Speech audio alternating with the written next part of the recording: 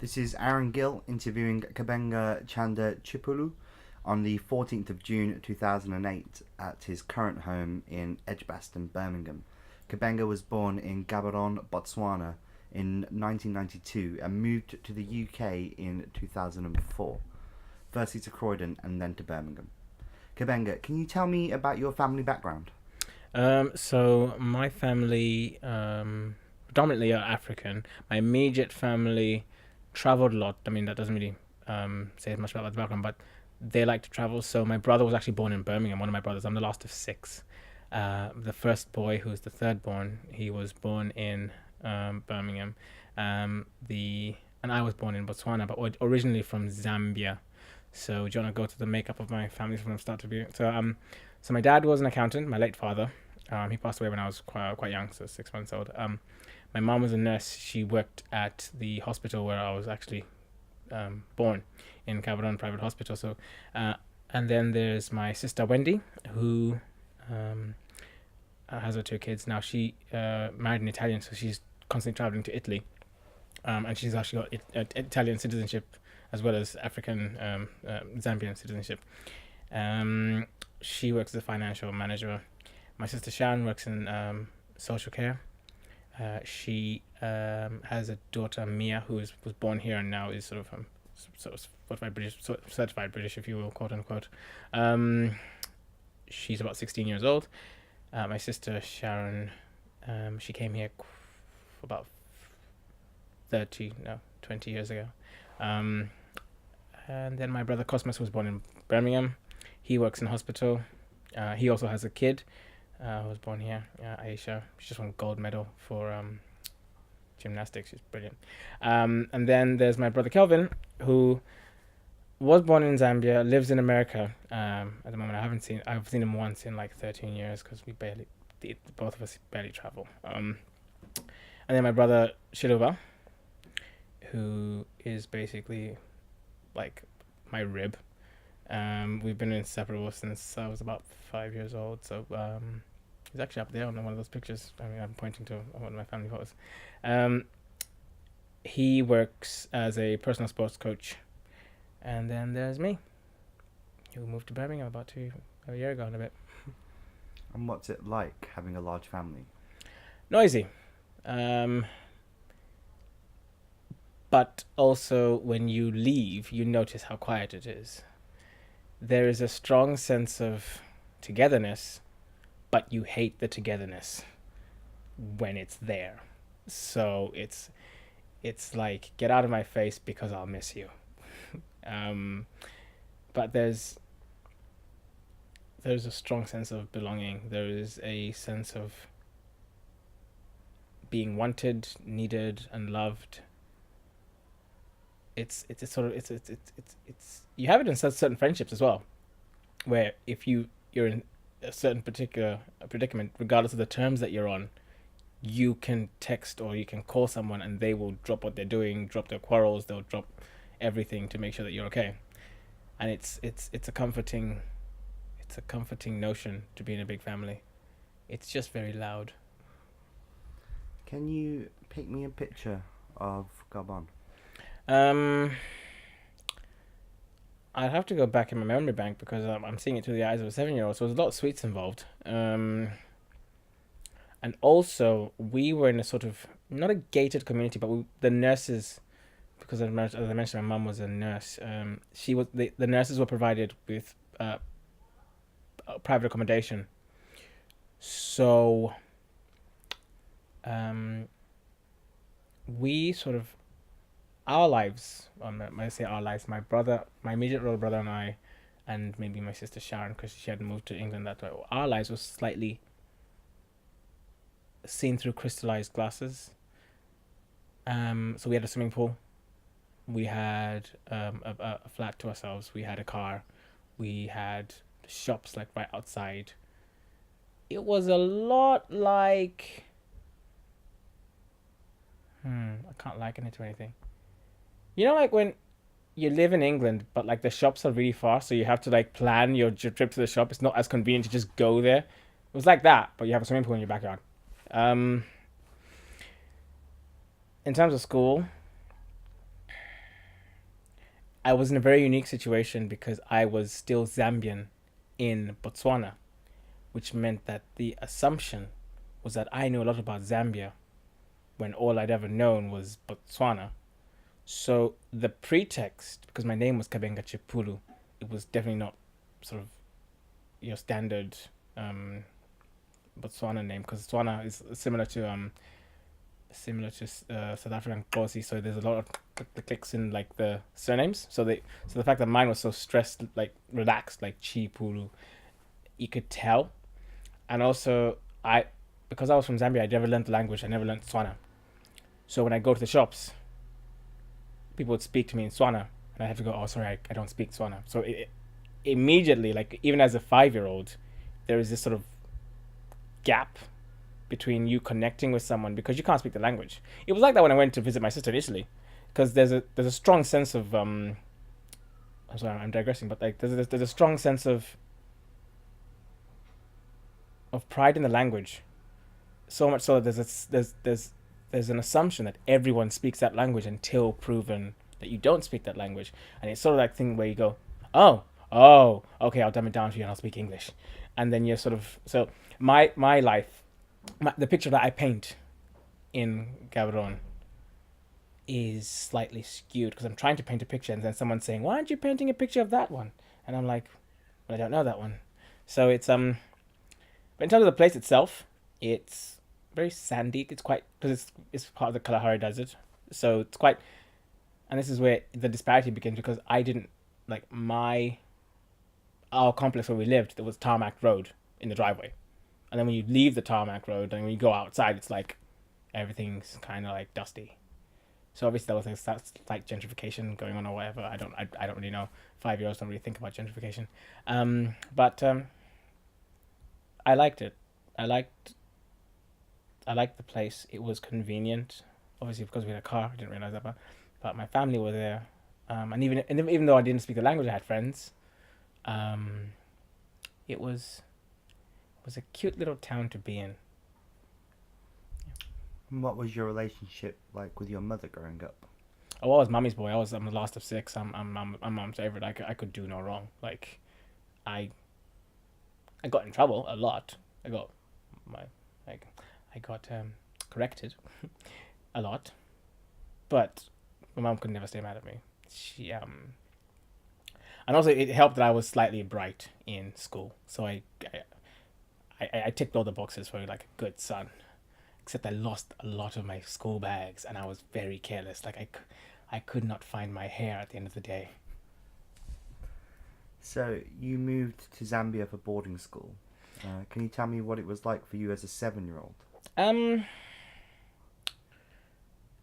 The decision, obviously, as a 7-year-old, the decision wasn't mine to make, and I didn't understand this decision, and I didn't understand why it was because I went to a school in Malapalole in Botswana, and that's where I met my brother because the dynamics of my family is that we are constantly moving. In fact, there's an interesting fact. There's only one day where all 6 of us and my mother were in one house in one room, and it was for one night, and that was the day that I came to this country, and that was September 4th, 2004, and that night was the last time I've seen my whole family members, because the next day my brother went to America.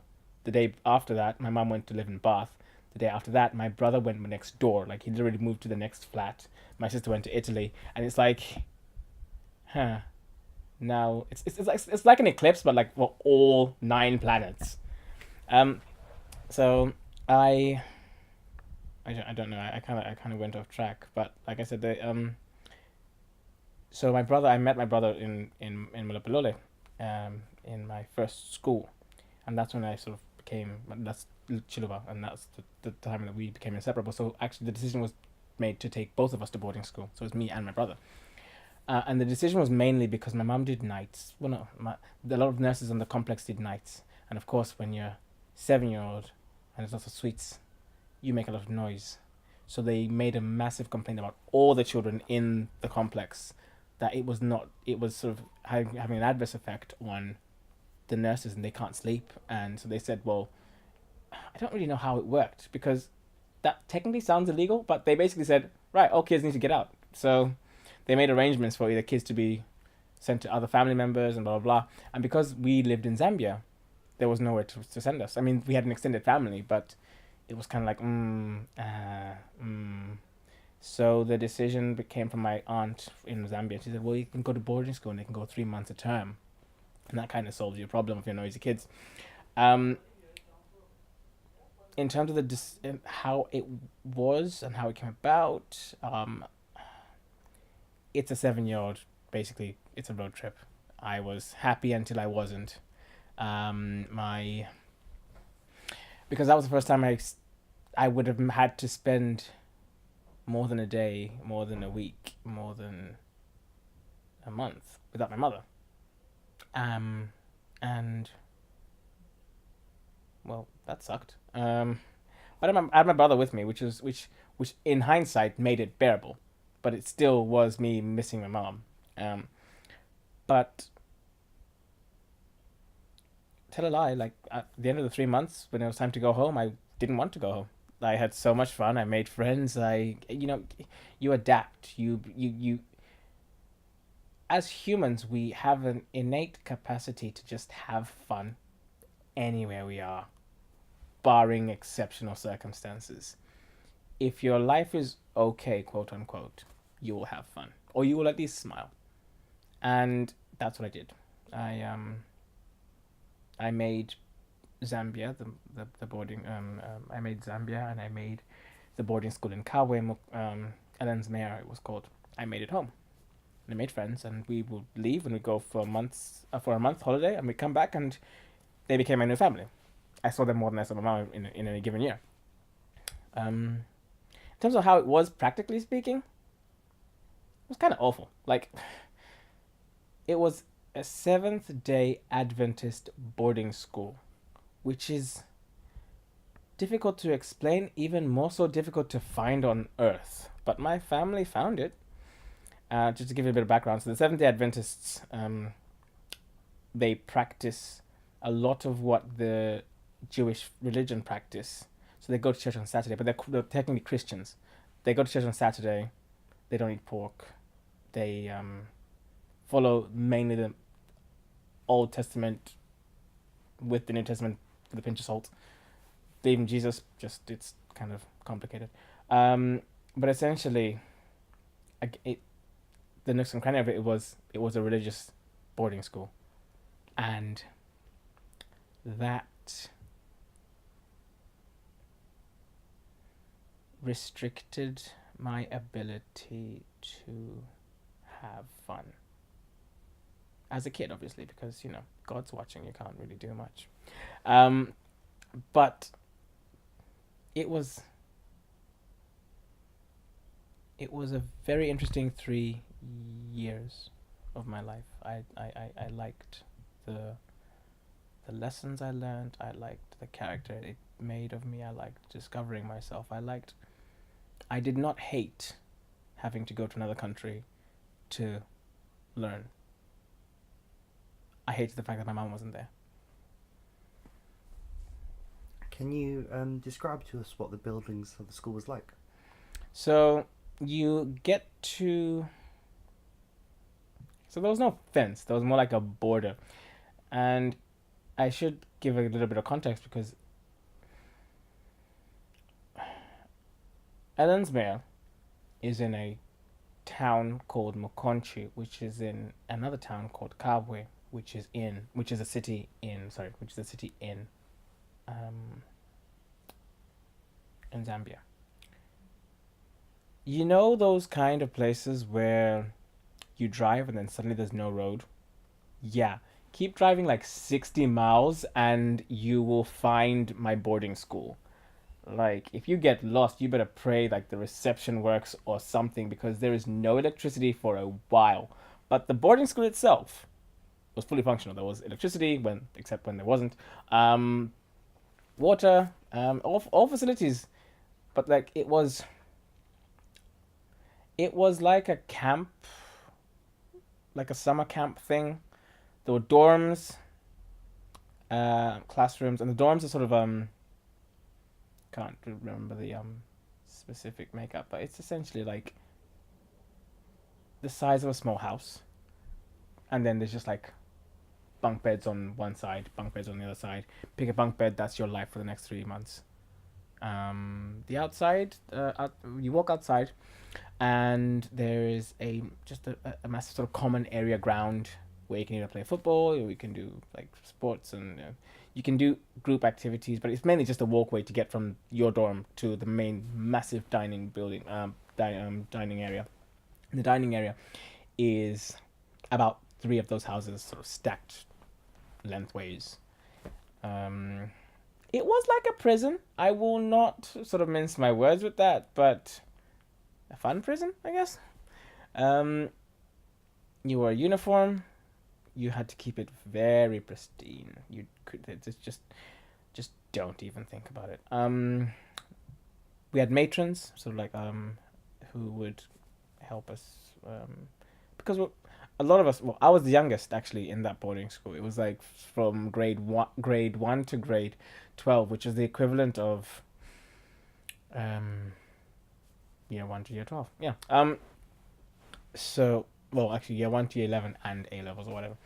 So, they became your sort of surrogate mother kind of thing. They would look after your needs, and they'd do your laundry and stuff like that. Of course, if you are big enough to take care of yourself, then go take care of yourself. And then the school classrooms. The classrooms were basically just dorms, sort of fashioned into classrooms. So instead of bunk beds, you have desks, and there's a board at the end, and you're like, okay, cool. So it was not like spit and grit and like let's make this work kind of thing. So it worked. You know, like you know, like one of those, like that shirt that's torn, but you still wear it because it's your favorite shirt, or like the toy that your mom tells you to give away because it's like dirty and it's now like past like 5 years, but it's like your toy. You built you built a sort of affection towards it, rags and all, and it was a prison, but sometimes it worked for me, so I liked it. Can you tell me a time when you came back to see your mum?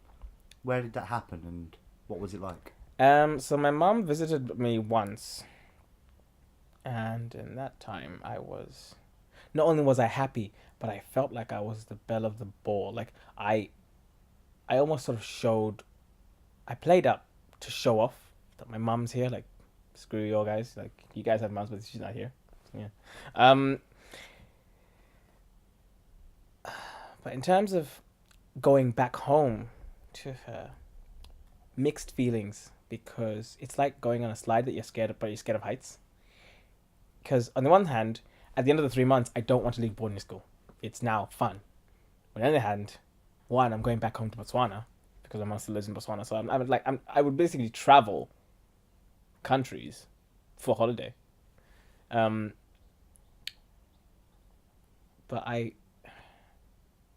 it was still one of the best things ever when I got back to Botswana and I could see my mom. It was like Christmas 3 times. And what was that like? Being Zambian and studying in Zambia, but your home now was in Botswana. For me, the term home is one that provokes a lot of discussion in myself, because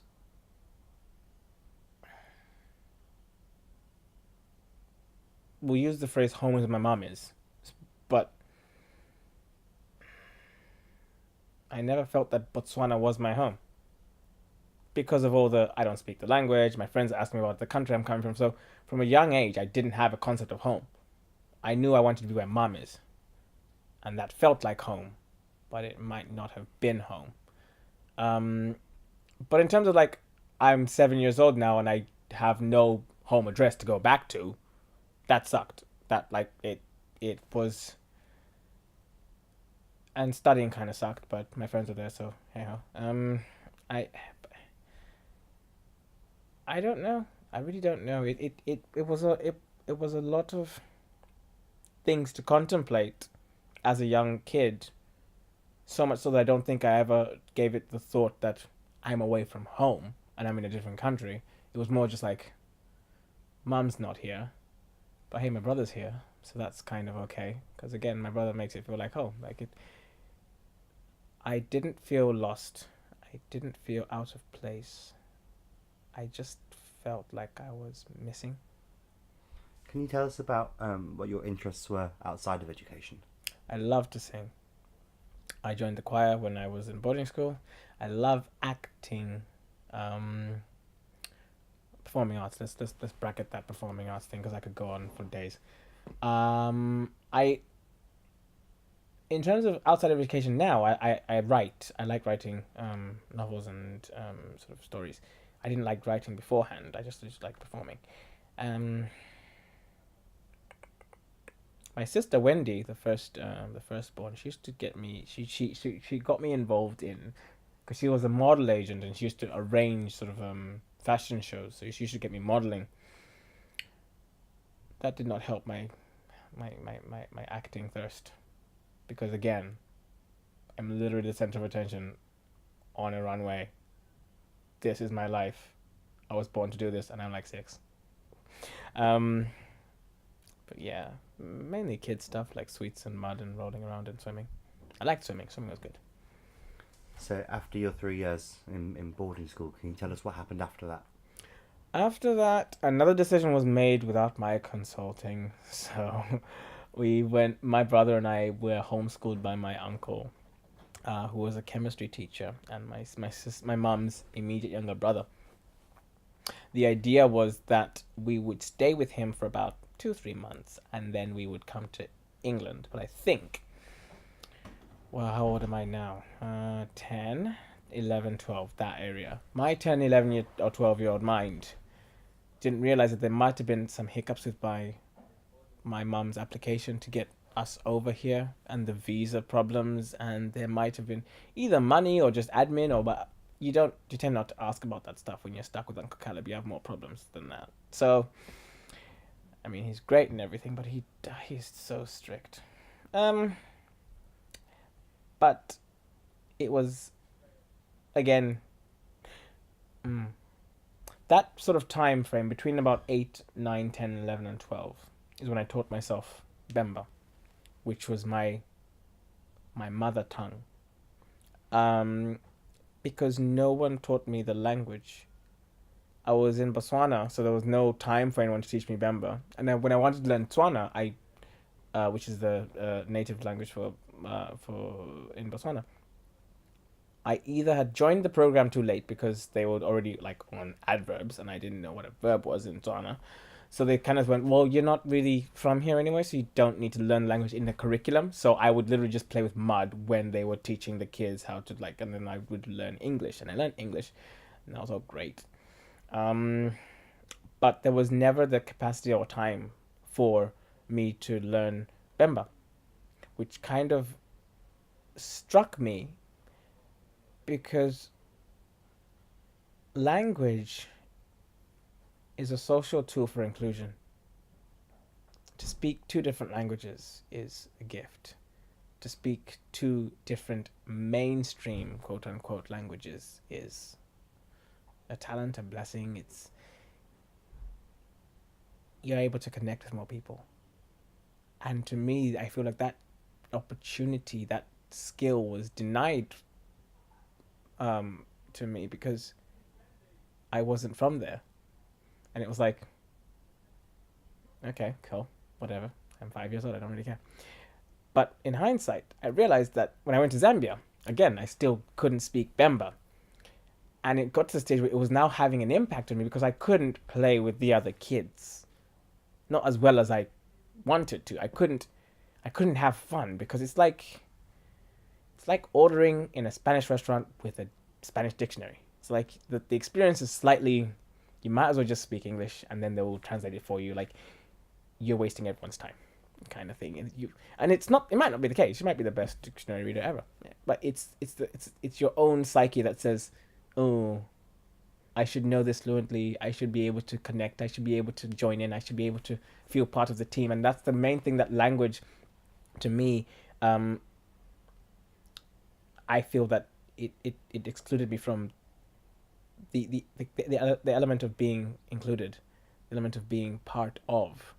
I was literally sat in a corner just doing coloring whilst my classmates, who were supposed to be my friends, were learning a language. It's like being told you can't get into the club because you've got trainers, but everyone else has got trainers as well. It's So I taught myself Bemba. It wasn't necessarily a sort of oh, you need to learn Bemba because of this. It was slightly natural because the more that I wanted to be involved in my friend's life, the more I picked up the language. So the time after boarding school and before coming here, um, I joined my Zambian friends. I joined the club. I started speaking. I learned two languages, Bemba and Nyanja. Um, and it was awesome. I wouldn't change it. And then afterwards, can you tell us about the decision and the journey and the process of leaving there and coming to the UK? So again, I wasn't consulted, but Mum was in England now. She had we whilst we were in boarding school, everyone had sort of moved from Botswana to England, so I just sort of knew that Mum was in England. I don't know if I missed her more because she was further away or because I didn't know what England was like, but I don't even know if I missed her more. I just knew, but I think at that point I developed an ability and a sort of self-preservation to not miss, not just my mom, but not miss anyone, because 7-year-old me did not deal with that abandonment issue that well. So he was like, "It's fine. People are gonna leave. It's all good. Just don't attach yourself to anything or anyone." And so in that process, I forgot how to miss someone, which meant that I didn't really talk to people. I didn't really call people. I didn't really, and it's sort of still a factor now. I don't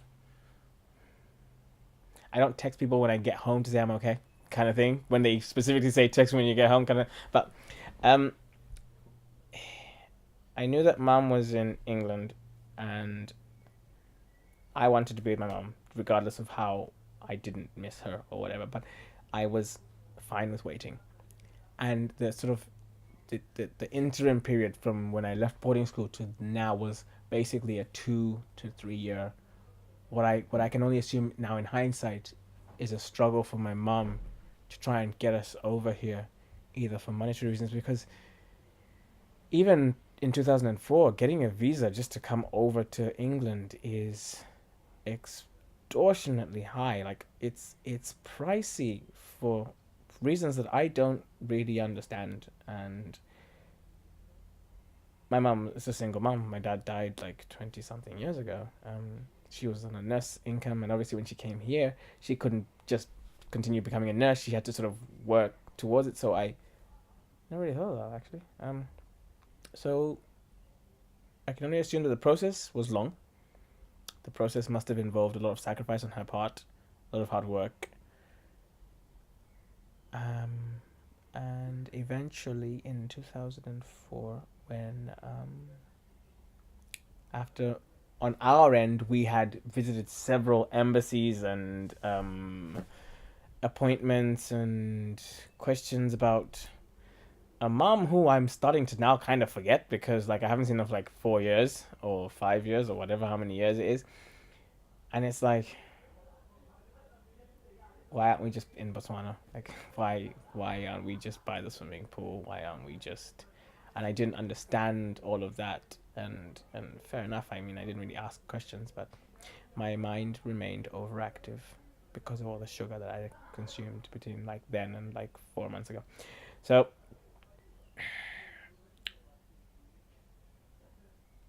from a 10-year-old's perspective, I don't really know much about the process. I know what my mom would tell me, and I know decisions were being made, so I assumed the balls were rolling. But I can't tell you much about the sort of the hardship that she must have gone through to then try and just get her whole family together. And I grew impatient, and my brother grew impatient, but we just sort of stopped caring. We just sort of went, well, we're not going to go to England. We're going to stay with Uncle Caleb. We're going to stay here, and let's just That's fine. It's just that it's not where mum is. And in about around about mid 2004, we went to my uncle Willard's place in Lusaka, which is north of Zambia. And the idea was you're going to stay with Uncle Willard for about 4 days, and you're coming to England. That turned to about 4 months, and we're just like, and we had a maid there who was just awful to kids. Like, what is her business? Anyway, so we stayed there for about 4 months again, and there must have been a hiccup with the application because my mom would not, the woman I know right now would not have told her kids, you're coming in about a week, and then just make us wait 4 months. So there must have been something that went wrong. And again, 12-year-old brain, it's fine where I am, it's just not where mom is. And then eventually, we hopped in a plane. My brother came. My brother who lives in America. We hopped in we came. He came to pick us up, and that was the first time I seen him in like about 2-3 years, maybe. Can you tell us about the journey? Do you remember the actual journey? So we went to an airport in Lusaka, of course, because we had to stay with Uncle Willard for 4 days. So we went. I can't remember which airport it was, but I only kept on thinking, because my day might have been marred by excitement. Holy crap! This is the first time I'm gonna get on a plane. This is so cool. Because my family traveled, but when my dad died, we stopped traveling. And it just so happened to be that I was 6 months old. So if I had been on a plane, I can't remember it. So it was a bit of excitement because plane ride, yay. But it was a 10-hour flight. It was... Oh my God. I fell asleep several times. And it's like, you guys here in England have like... Well, it's there as well. No. I don't think... Yeah. Zambia doesn't observe daylight savings. So like... We went like back in time or something, or I don't know how the time zones work. So it was actually like 12 hours instead of 10. It's, but the plane ride itself, nothing special about it. Just that my brother Kelvin was there, my brother Lubo was there, and he couldn't tell the difference between salt and pepper and sugar, so he actually put pepper in his tea, which was the funniest thing ever. Like. Sorry. And then I watched Harry Potter 3. So that was great. And then you arrive. So we arrived, and bearing in mind, this is now the day that my entire family are now under one roof. And I didn't even technically realize it. So my sister Wendy picked us up in a Ford Focus. And my mom was there. And that was awesome. And we got into the car, and I remember just laughing at my brother for putting salt in his tea. And then we were driving, and that moment when we were driving, it reminded me a lot of Botswana, because obviously we had the car, we had tarmac roads, blah blah blah, and Wendy normally used to drive us all everywhere, because Wendy was my mom's admin assistant / like deputy manager. Like, mom is at work, Wendy is manning the house. Like, Wendy was, because she's 20 years my senior, she was basically mom. She taught me how to read, she taught me how to write. Didn't teach me Bemba though.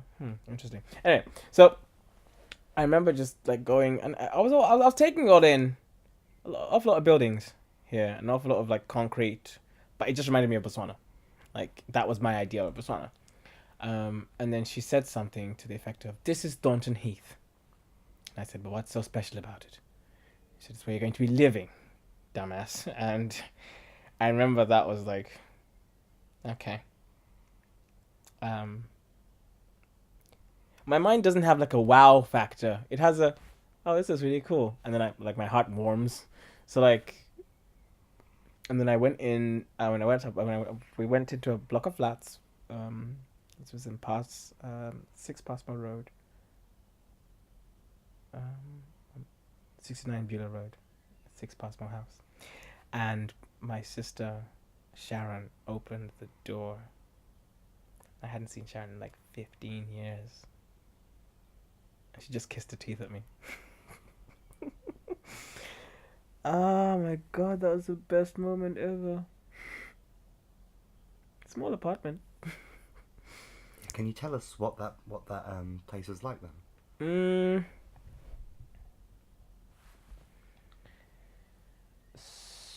So the dynamics of the room that we're in, or the apartment we're in, is that you walk in and there's an immediate bedroom on your right, or your left, and there's a toilet, and then there's a kitchen and a separate living room. So that you kind of gauge if you think that the size of each room is your standard living room size / bedroom size, blah blah blah. The apartment there was all one floor. When you walk straight in, there are 2 bedrooms to either side of you, forward, because obviously it was like sort of like lengthways, and then there's a bathroom right down on your left, and then you walk to your right and there's the lounge, which is sort of amalgamated, and it's like an open kitchen sort of thing. Kitchen is connected to the lounge, so if you can divide it into 3 sort of blocks length in a rectangle. You've got the lounge, the kitchen, you've got the bedroom, you've got another bedroom, and then you've got the bathroom. And yeah, that was it. It was nothing special. It was, but I come home, and it's so stupid because that's the first time I'd ever been in that space on Earth, and I was home. Mom was there. Can you tell us about those first couple of days or the first couple of weeks? My brother went outside with a football, and he's so stupid. Like, he kicked the football into the road, and the car just like flattened it like so slowly. Like, that guy did not care about his feelings. But it was strange using coins because in Zambia we had paper. Like, every single currency is like paper. I mean, it wasn't strange as in so foreign, because in Botswana we have pula coins, which are like pretty much like pound coins, but like I hadn't used pula coins in like 5 or 6 years, so that was odd. Awful lot of white people. Not an awful lot, like an awful lot, but there were like a considerable amount of white people, and that was pretty cool. But like it wasn't like the first time seeing like a white person. I didn't like go like, oh my god, can I touch your hair? Like, it was kind of like just like, oh, cool again. Stores are everywhere. There's a shop on every single street, and that was pretty cool because I still wanted to have loads of sweets. And again, you kind of just you view this from a 12-year-old's perspective. Who has money to get me sweets? Where can I go to get the sweets? Where is the nearest place I can go to have fun? Are there any areas I'm not allowed to go to? How can I bring that up in conversation without sounding like I'm selfish? Didn't manage that last bit. I was told off. But that night was... I've lost the picture, but the memory's so engraved in my head. That was like... It's just like me, Luva, Kelvin, Junior, Sharon, Wendy, and Mom for one night. It was my home. And then can you tell me about your life in London at this point then? You went to study. Yep. Again, wasn't consulted with the decision because I was sent to an all-boys school, which is fine because it turned out that like a couple of years later I would come out as gay, so that was fun.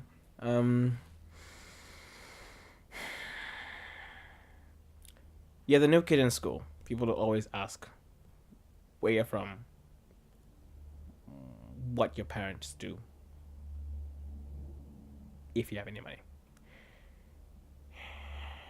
And the second I said I'm from Africa, what's Africa like? And I'm like, I don't know. Like, I've been, like, I can't even speak the language properly. Like I'm not from. I didn't qualify as an African. I'm sorry. I can't tell you much. Like we have a swimming pool. Like, um, but again, there was a sense of you.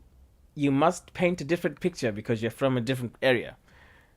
And to me, I was like, well, my my flat in Botswana had a swimming pool. The flat I have here doesn't have a swimming pool, so I actually hate this place. Um, like we had loads of bedrooms in Botswana. There's only 2 bedrooms, and I have to share. Like this place kind of sucks. Like, but mom's there, so it's cool. Um, but in terms of like actual going to school, because I was homeschooled by a very strict disciplinarian for about 2 years, I was the brightest in the class. It's my understanding that the curricula in England is not of the standard that is taught in Africa. It's much more relaxed. It focuses on children's I don't know, sort of like they focus more on that eureka moment and trying to make children yearn to learn rather than 1 plus 1 is 2. Don't ask questions. That kind of sort of thing. And it's that sort of drive that made me that put me top of my class. I say drive. That sort of direction. So I was the geek, but I wasn't necessarily the geek from Africa because I sounded like I sound now. Maybe a bit of an African accent, but I mean, come on.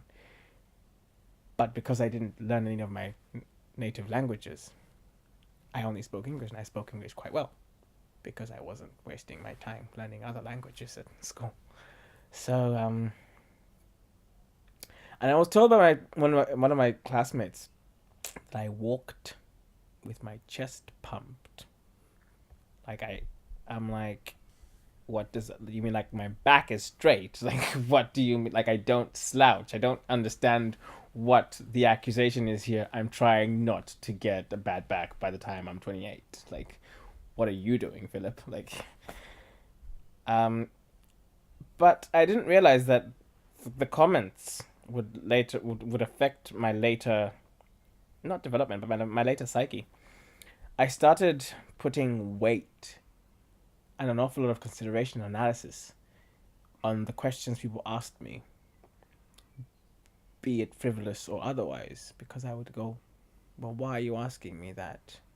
Because a lot of the times people would ask me questions because they think that they know or perceive something about me, which 9 times out of 10 was wrong.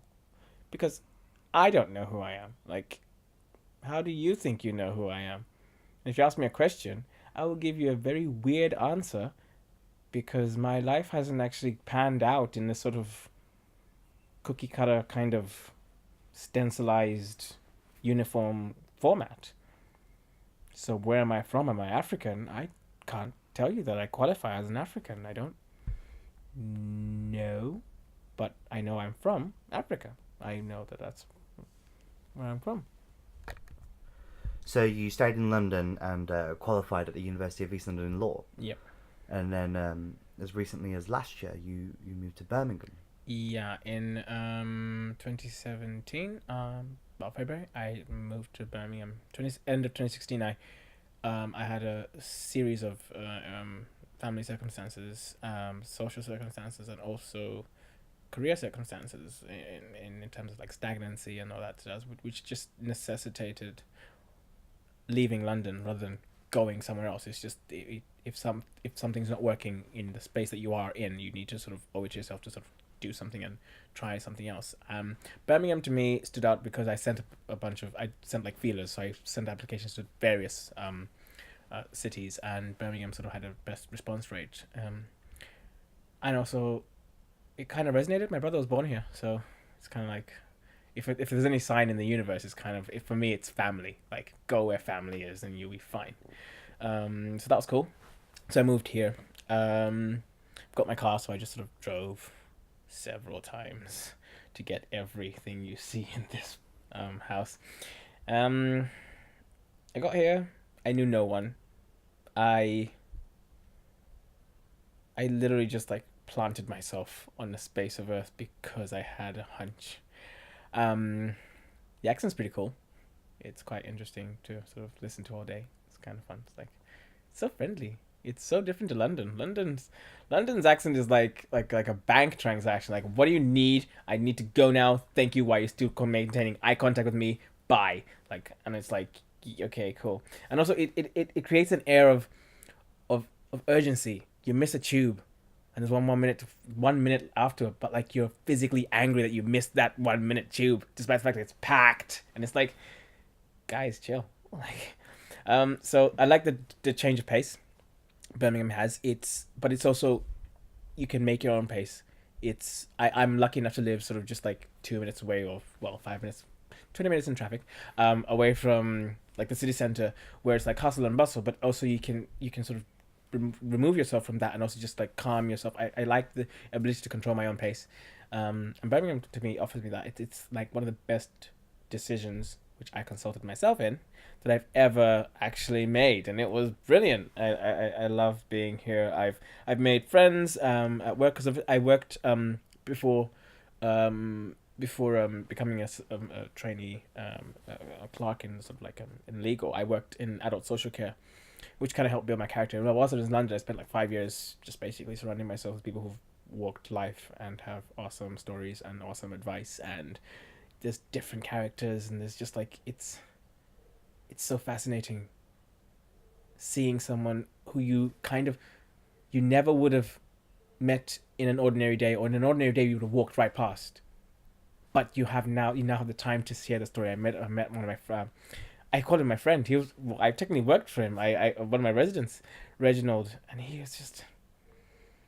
was fascinating. I taught me so many words like pernickety and all that crap, and it's like, and he was a bit of a dick, but like we connected. It was brilliant. And had I not had that job, had I not been in London, had I not been in that area, I never would have met that person. I never would have connected. And when he passed away, it's like I lost my mom.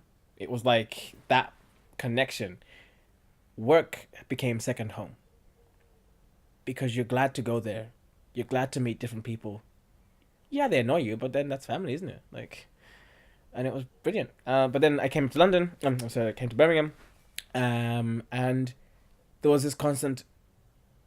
And it was quite funny because that was the only time when people say, "What's London like?" No, what's Africa like? What's Botswana like? What's this like? And I'm like, I can tell you what London's like. I've been there for 12 years. Like, it sucks. And then, like, I got to a stage where people were asking me about my identity that I'd built, rather than what they perceived my identity should be. And that was the first time I felt like, okay, I have a story to tell. I have a me to present. Rather than I don't know, I can tell you exactly who I am, and that was perfect. And also, people found it weird that I moved here with no friends, family, or anything. And that even made it more special, because I was just like, yeah, I'm unique. Get used to it. Kabenga, where do you feel home is now? It's definitely not in Africa. I know that much. It's kind of like if you move houses. If you pass by your old address, you have that sense of nostalgia. You have that. It's but it's not home. It's no longer home. It's a place that holds a lot of memories, but at the end of the day, it's just four walls. You don't even know if someone lives there anymore, like, kind of thing. It's not this flat. This is where I sleep. But I know it's here. Does that make sense? It's like I don't feel like I'm out of place. I feel like home is in London with my family, but like this is like the shed where I am now. Birmingham is like the shed to my house, and I've had enough of my family because they're like, I love them but they're annoying, and I've moved here. I think it's I think it's important to not annex a location as your home. It's a feeling. And if you feel like you're a part of somewhere, if you feel like you belong, if you feel like you're welcomed, then you're home. Kabenga, thank you very much. Thank you.